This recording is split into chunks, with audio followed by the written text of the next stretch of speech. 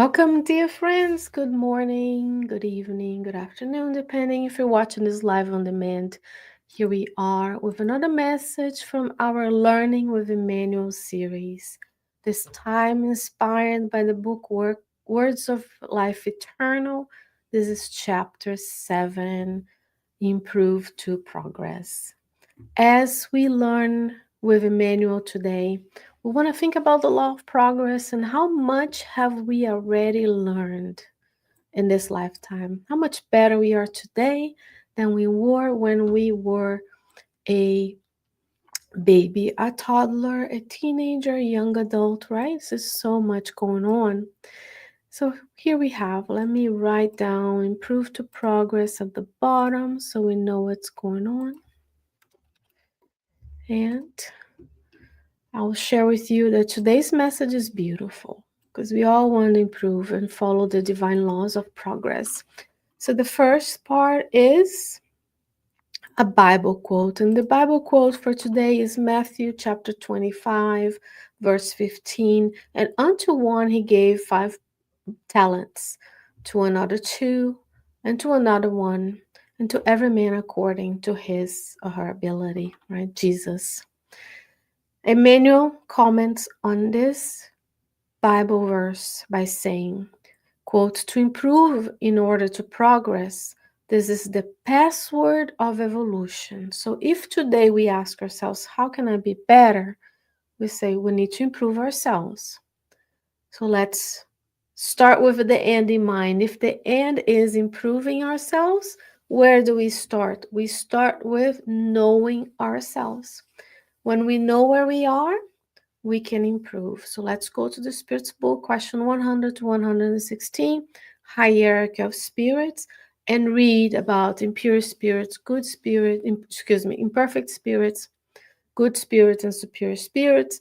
Let's go to question 919 and talk about self-knowledge, journal, psychologist, working, and then we will improve. He says the river of divine gifts flows through every continent of life. Yet each being gathers its waters according to the vessel it carries. So the river of divine gifts. Look at this beautiful imagery. Almost like the river has a waterfall, like it's pouring down on us, it's traveling through, dispensing the blessings of divine gifts, right? The river passes through. Here in Richmond, we have this beautiful James River, right? You might heard about it, Jamestown settlement. And the river the river brings resources, right, to each and every city it passes and renews that place. So there's a river of divine gifts. So we want to bathe in the river of divine gifts. And it says, to each being, that's you and I, we gather according to the vessel we carry. So each and every lifetime, each and every day, we are better, we're improving. More we can feel and perceive the needs of others, we can serve and then we can harness this river of gifts that we have. And he continued, do not forget that God's talents are equal for all. It is up to us to resolve the problem of our own capacity to receive them. So God is given. This is the second chapter in this book that we discuss that has to do with divine providence. If you go to the Genesis book, there is a chapter there of God. And within that chapter, divine providence. So in that chapter, the spirits teach us that God is given. Right? God is given divine providence radiating out into the universe. And around us, we have the spirits, and you and I gather those resources depending on our evolution. Some days we gather more, some days we gather less. So, what are the divine gifts that are around you right now? Let's talk about the physical gifts, the sun, the skies, the earth, the plants, the insects, the animals, the water, the air, friends, the air we breathe that we don't even think about, but we're not creating air. We're breathing the air that God's giving us. So it's up to you and I to learn to take, and there's spiritual gifts, right? of work, study, understanding. The spiritual realm is helping us, and we are in this constant interaction. What is our capacity to receive? He says, it's up to us to resolve it, meaning we need to know where we are, how we can use those resources, and then improve, improve, improve. He says, therefore, do not lose yourself in undue lamentation. An hour wasted in complaint is a vast treasure lost in preparing the rightful qualification for the goal to be attained. So even though we might perceive things around us in a negative manner, he says, do not waste, do not lose yourself in lamentation. How many of us act as if we are victims? We know of the multiple lifetimes. We know that we have sowing and reaping, action and reaction. And yet, when the difficulties come, we act like we're victims. We need to not waste time lamenting what is happening. We need to look forward in how can I help improve the situation in which I find myself and in which I am trying to improve. Isn't that beautiful, friends? Remember, a few times a week we come together to study these books, and there's so many pearls of wisdom in here. He says, the joy and radiance of the heights of the higher realms lie open to all who are willing to undertake the journey of ascension. So we don't automatically become pure spirits when we discarnate. We will find ourselves in the spiritual realm in the condition we are here today. So what are we doing today? And if I discarnate tonight, would I feel good in the spiritual realm? But the radiance and joy of the spirit, the higher spheres, is available to all. He says, if we are willing to undertake the journey, the same way we don't start school as the professor, we start the school as a student. We learn the ABCs and the maths, and then we progress. And one day we get the qualifications to be the teacher. In the superior spheres is the same. Moral authority trumps everything else. So the diplomas, the cars, the appearances will not carry.